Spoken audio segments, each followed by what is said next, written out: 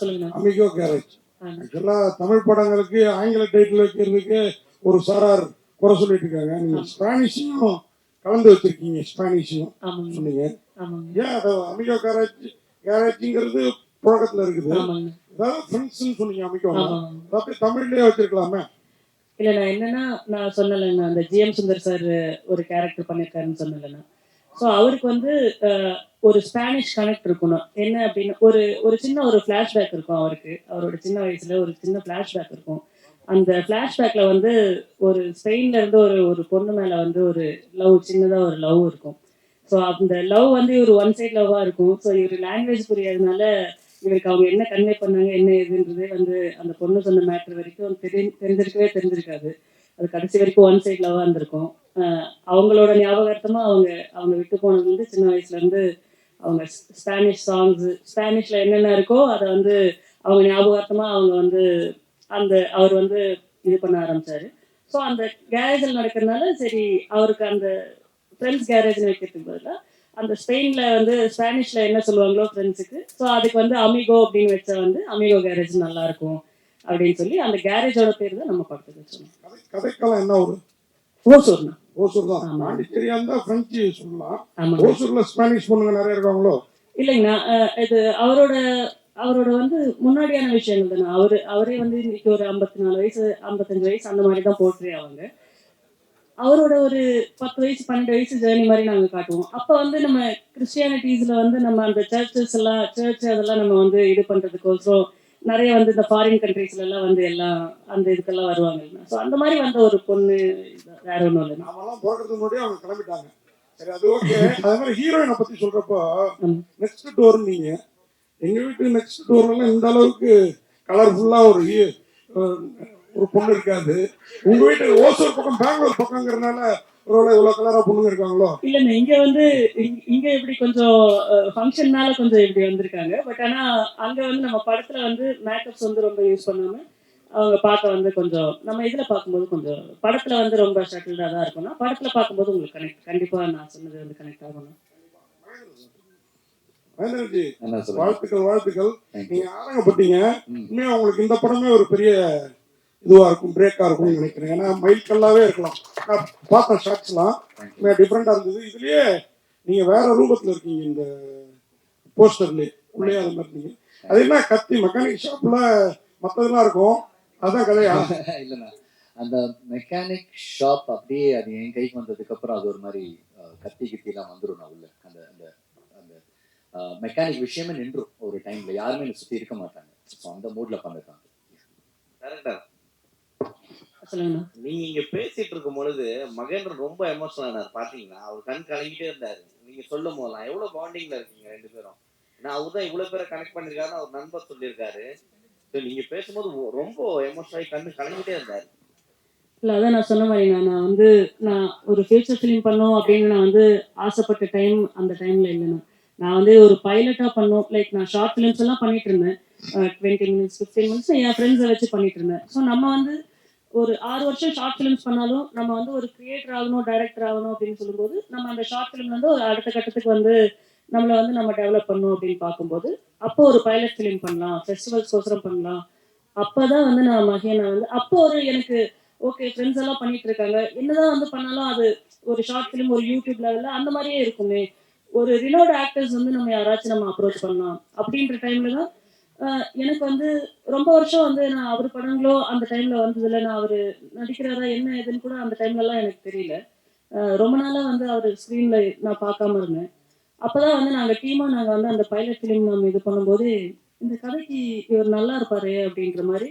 சரி, இருந்தாலும் அவர் ஆக்டர் ஆச்சு, சரி சினிமாலலாம் ஹீரோவாக பண்ணிருக்காரு, பைலட்லாம் பண்ணுவாரா அப்படின்ற டவுட் இருந்தது. இருந்தாலும் வந்து சரி ட்ரை பண்ணி பார்ப்போமே அப்படின்னு சொல்லி அப்படி ஸ்டார்ட் பண்ணது. அந்த பைலட் ஃபிலிம் வந்து நான் இன்னைக்கு லைக் இந்த ஸ்டேஜை வந்து நான் உங்க எல்லாருக்கூடயும் ஷேர் பண்றதுக்கு வந்து முக்கியமான ரீசனே நான் சினிமாவில் இருக்கிறதுக்கு அவர் தான்.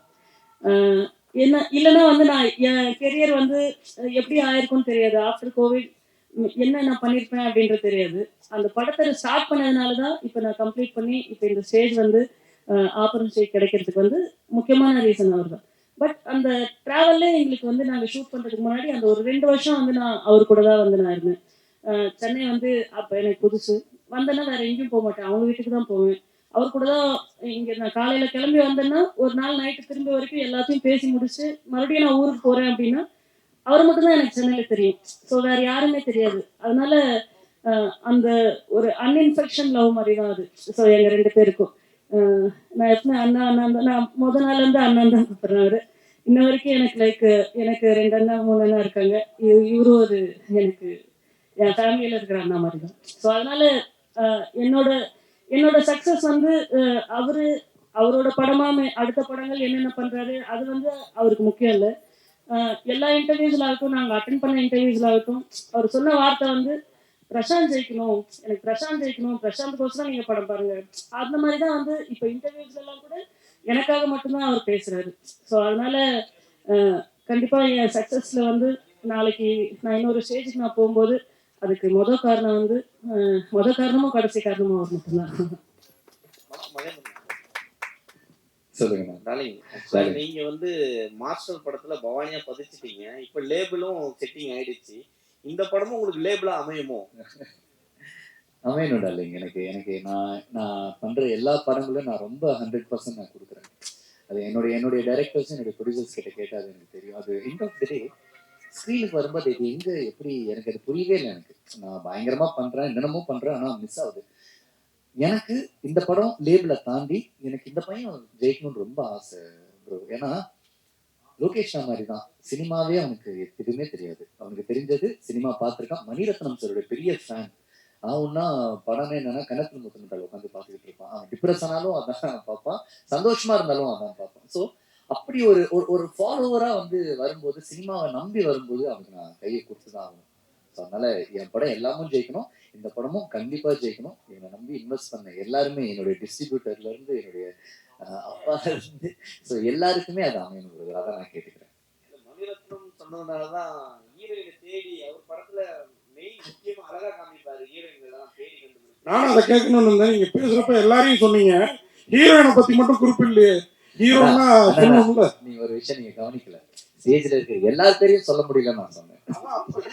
சொல்லிட்டு அதை சொல்லிருக்கணும். ஐயா அவங்க ரொம்ப பாவனா, அவங்க ரொம்ப ஸ்வீட்னா. அவங்க ஃபர்ஸ்டே அவங்க கிட்ட நான் வந்துட்டு டைலாக் பேசுறதுக்காக அந்த சைஷன் ஷாட்ல அவங்கள பார்க்கும் போதே எனக்கே ஒரு பயம். ஏன்னா வந்து ரொம்ப ரொம்ப ஃப்ரெஷ். அவங்களுக்கு எதுவுமே தெரியாது, சினிமானா என்னன்னு தெரியாது. அவங்க ஒரு குட்டி ஷார்ட் ஃபிலிம்ல ஒரு ஷார்ட் ஃபிலிம் தான் கேரளால பண்ணியிருக்காங்க.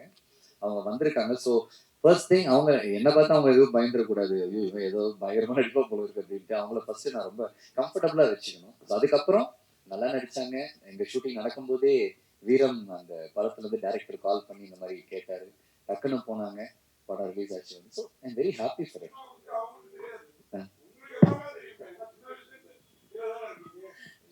எனக்கு தெரியும்னா, பட் இருந்தாலுமே எனக்கு தெரியும்ன்றது அவங்களுக்கு தெரிஞ்சுன்னா கொஞ்சம் பயந்துருவாங்க. ஸோ அதனால எதுவுமே தெரியாத மாதிரி டேரக்டர் உங்களுக்கு ஒரு கொஸ்டின். நான் இங்க இருக்கேன்.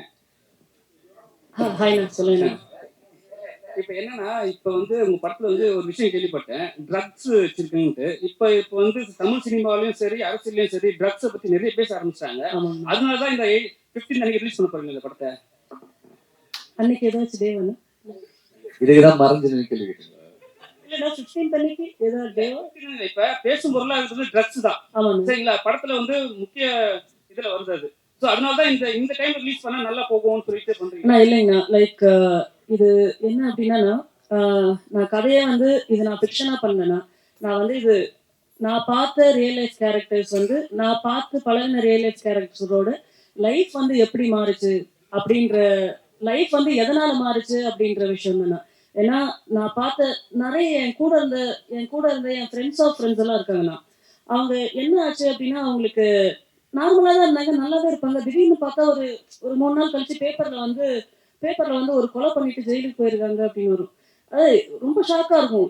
என்ன 2 நாளைக்கு முன்னாடி பார்த்துமே இங்கதானே எல்லாம் கிரவுண்ட்ல விளையாடிட்டு இருந்தாங்க, செஞ்சாங்க, எப்படி எப்படி நார்மலா எப்படி இவ்வளவு தைரியம் வருது அப்படின்ற ஃபேக்டருக்குள்ள நம்ம உள்ள போகும்போதுதான் லைக் இது தெரியல. நான் ஒரு நார்மலா வந்து ஒரு ஆத்திரத்துல ஒரு விஷயங்கள் பண்றது வேற. நிறைய கொலைகளுக்கு பின்னாடி நீங்க வந்து பாத்தீங்கன்னா அந்த கொலை பண்றவங்களுக்கு வந்து நிறைய தைரியம் இருந்தது இல்லைன்னா, நம்ம கொலை பண்ணும்போது வந்து தைரியம் இருக்காதுண்ணா. அந்த தைரியத்தை வந்து கொடுக்கறது வந்து இந்த போதை தான் வந்து அவங்கள தைரியம் கொடுக்குதுண்ணா அவங்களுக்கு. அந்த போதையில மட்டும்தான் அவங்களால வந்து ஒருத்தரை போய் நம்ம பிளான் பண்ணி கொலை பண்ணணும் அப்படின்னா அவங்க அந்த நார்மல் ஸ்டேட்ல வந்து அந்த தைரியமும் வரதில்ல, அந்த ஸ்டேட்ல வந்து அவங்களால எந்த டிசிஷன்ஸும் வந்து ப்ராப்பரா எடுக்க முடியறதில்ல. அதனால இந்த மாதிரி வந்து இந்த இந்த ட்ரக்ஸ், இந்த போதை, இந்த மாதிரி பேட் டிசிஷன்ஸ்னால வந்து நிறைய பேரோட லைஃப் வந்து மாறி இருக்குண்ணா. அது அன்எக்ஸ்பெக்டடா மாறி இருக்கு. அதனால தான் இது கண்டிப்பா இதுல நம்ம காட்டுமே தவிர அதனால என்ன பாதிப்புன்னு தான் நம்ம அதிகமா நம்ம அதனால ஒருத்தனோட லைஃப் எவ்வளோ வந்து நார்மலா இருந்த ஒரு லைஃப் வந்து அன்எக்ஸ்பெக்டடா வந்து இந்த சமுதாயத்துல வந்து ஃபேஸ் பண்ண முடியாத அளவுக்கு போதும். அதை வந்து நம்ம மெயினா ஃபோக்கஸ் பண்ணியிருக்கோம். மகேந்திரஜி, உங்களுக்கு இப்போ நீங்க ஹீரோ பண்ணிருக்கீங்க, சோஷியல் மீடியாவில் கேள்விப்பட்டோம். இப்போ நீங்க டேரக்டர் பண்ண போறீங்க சரிங்களா? இப்போ வந்து இந்த உங்களுக்கு வந்து ஹீரோ நடிக்க பிடிக்குமா, டேரக்ட் பண்றது பிடிக்குமா? எனக்கு ரெண்டுமே ரொம்ப பிடிக்கும். சரி, இப்போ எது வந்து பெஸ்டா நினைக்கிறீங்க? ஆனால் நான் ஹீரோ பண்ணும்போது எனக்கு சில ரெஸ்ட்ரிக்ஷன்ஸ் இருக்கு. ஒரு ஸ்கிரிப்ட்னு ஒன்று வருது, அதுக்கு டைரக்டர்னு ஒருத்தங்க இருக்காங்க. அதை தாண்டி என்னால் வந்துட்டு அங்கே எதுவுமே பண்ண முடியாது. அவரை இம்ப்ரெஸ் பண்ணுறதுக்கு தான் நான் ஒர்க் பண்ணேன். பட் டைரெக்ஷனில் என்ன நடக்குது அப்படின்னா, ரொம்ப கொஞ்ச நாளாக நான் நிறைய பேர்கிட்ட நான் பழகிட்டு இருக்கேன், நிறைய யங்ஸ்டர்ஸ் கிட்ட பழகிட்டு இருக்கேன், நிறைய இன்ட்ராக்ஷன்ஸ் எனக்கு இருக்குது. ஏன்னா அவங்க தான் தேட்டருக்கு வர்றவங்க, நிறைய வாட்ச் பண்ணுறாங்க. அவங்க கிட்ட பேசும்போது வந்துட்டு அவங்களுக்கு என்கிட்ட பேசும்போது தெரியுது அவங்களுக்கு என்ன எப்படி பார்க்கணும்னு நினைக்கிறாங்கன்னு எனக்கு தெரியுது. ஸோ நான் டைரெக்ஷனுக்கு வரும்போது மேபி எனக்கு அந்த பவுண்டரிஸ் எதுவுமே இருக்காது. அவங்க என்ன நினைக்கிறாங்களோ எனக்கு காட்டுறதுக்கான நிறைய ஒரு ஸ்பேஸ் இருக்குன்னு நினைக்கிறாங்க. அதுக்கு தான் நான் டைரெக்ஷனுக்கு வரேனே தவிர நான் ஒரு டைரக்டர் ஆகணுன்றதுலாம் என்னோட இது கிடையவே கிடையாது. செகண்ட் கொஸ்டின், ஒரு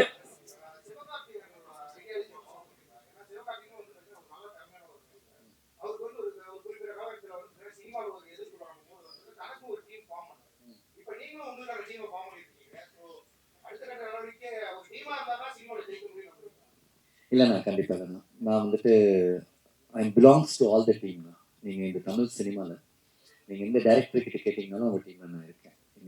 இன்னைக்கு நம்ம தமிழ் சினிமாவில் பெருசாக ஒரு ஒன் ஆஃப் த பிக்கஸ்ட் மூவியாக நான் வந்துட்டு இருக்கிற கோட்டோடைய வெங்கட் பிரபு நான் டீம்லேயும் நான் இருக்கேன். அவங்க கூடயும் நான் பழகிருக்கேன், அவங்க கூடயும் நான் பேசியிருக்கேன். எனக்கு டீம்லாம் எதுவுமே கிடையாது. நான் எந்த டீமுக்கு போகணும், என் டீமுக்கு என்ன உழைக்க முடியுமோ அதை தான் நான் பார்க்குறேன். லைக் தோனி மாதிரின்னு வச்சுக்கோங்க. ஒரு தோனி வந்துட்டு எப்படி ஒரு இந்தியன் டீமுக்கு அவர் ஆடும்போது எப்படி ஒரு கேப்டனா அந்த டீமோட ஒரு விளையாடினாரோ, எப்படி சிஎஸ்கேக்கு வந்ததுக்கு அப்புறம் திருப்பி கேப்டன் அந்த சிஎஸ்கே தூக்கினாரோ. So that is how I think. நீங்க வந்து ஒரு படம் பண்ணும்போது நீங்க கேப்டனா இருக்கக்கூடாது, இருக்கிறவங்க எல்லாம் கேப்டனா வச்சு நீங்களும் விளையாடுனீங்கன்னா கேம் நல்லா இருக்கும். அவ்வளவுதான். I'm not belongs to any team. எப்பவுமே மகேந்திரன் கேட்டா விஜயன்னு விஜயனா கூட வந்து நீங்க மாஸ்டர்ல பண்ணிருக்கீங்க. இப்போ வந்து அவர் அரசியல் வந்திருக்காரு. சரி, நேற்று தான் வந்து ஒரு ஆப் ரிலீஸ் பண்ணாரு. சரி, அந்த ஆப்ல வந்து போயிட்டு எல்லாம் வந்து மெம்பர்ஷிப் ஆகணும்னு சொல்லிட்டாங்க. நீங்க ஆனீங்களா? ஒருவேளை விஜய் சார் வந்து எலெக்ஷன் நீங்க ஓட்டு போடுவீங்களா? கண்டிப்பா அவருக்கு நான் ஓட்டு போடுவேன். மெம்பர்ஷிப் ஆயிட்டீங்களா? இல்ல, நான் வந்து ஒரு ஓட்டரா இருக்கணும்ன்றது தானே என்னுடைய. ஏன்னா நானே வந்துட்டு நம்ம ரீசன்ட் ப்ரெஸ் மீட்ல வந்துட்டு நானே சொன்னேன் இந்த மாதிரி எல்லாருக்கும் சான்ஸ் கொடுங்க அப்படின்ட்டு. நான் அந்த இடத்துல எல்லாருக்கும் சான்ஸ் கொடுங்கன்னு கேட்ட இடத்துல நான் ஒருத்தரை சார்ந்து அவருடைய கட்சியில வந்து இணையணும் அப்படின்றது வந்துட்டு அது எனக்கு தெரிஞ்சு கரெக்டா இருக்காது. ஏன்னா வந்துட்டு அன்னைக்கு நான் பேசும்போது அது நான் விஜயனாக்கு மட்டும் நான் பேசல, அந்த ஃபங்க்ஷன்ல எனக்காக வந்துட்டு போன சீமான் சாருக்காகவும் நான் பேசினேன். அண்ட் வந்து இதுக்கு முன்னாடி வந்து நான் ரொம்ப கிரேட் லீடரா பாக்குற அன்புமணி ராமதாஸ் சாருக்காகவும் நான் பேசினேன். அண்ட் கமல் சாருக்காகவும் நான் பேசினேன். நாளைக்கு உதயனா வந்து நிற்கும் போது அவருக்காகவும் நான் பேசுவேன். எனக்கு என்ன ஒண்ணுன்னா, எல்லாருக்குமே டிஃப்ரெண்ட் ஐடியாலஜிஸ் இருக்கு. எல்லாருக்குமே நம்ம நாட்டை நல்லா பார்த்துக்கணும், நல்லா திருத்தணும்ன்ற ஐடியாலஜி இருக்கு. அதுக்கு நீங்க ஹெல்ப் பண்ணுங்க, அதுக்கு நீங்க சப்போர்ட் பண்ணுங்க தான் நான் கேட்கிறேனே தவிர எந்த கட்சி எந்த ஹீரோ எதுவுமே கிடையாது. என் வீடு நல்லா இருக்கணும்னா என் நாடு நல்லா இருக்கணும், அவ்வளவுதான். நான் கண்டிப்பா நான் போடுவேன். நான் அண்ணன் ஏன்னா போடுங்க என்ன சான்ஸ் கொடுங்கன்னு சொல்லிட்டு நான் போடாம இருக்கேன். நான் கண்டிப்பா போடுவேன். நான் கமல் சாருக்கும் போட்டிருக்கேன், விஜயகாந்த் சாருக்கும் போட்டிருக்கேன். நான் அதே மாதிரி வந்து விஜயனாக்கும் நான் போடுவேன். விஜய்க்கு ஓட்டு போடுறேன்னு சொல்றேன் நீங்க, அதுக்குள்ளார நேற்று அந்த ஆப் ஜாம் ஆயிடுச்சுன்னு சொல்லியிருக்கலாம்ல. இவ்வளவு பெரிய பதில் தேவையா? என்ன நீங்க அப்படி நான் சொன்னேன்னா என்னப்பா தம்பி எஸ்கேப்பா அப்படின்னு நீங்களே என்கிட்ட கேட்பீங்க. அதுக்கு நான் வேற பதில் சொல்லணும். இப்போ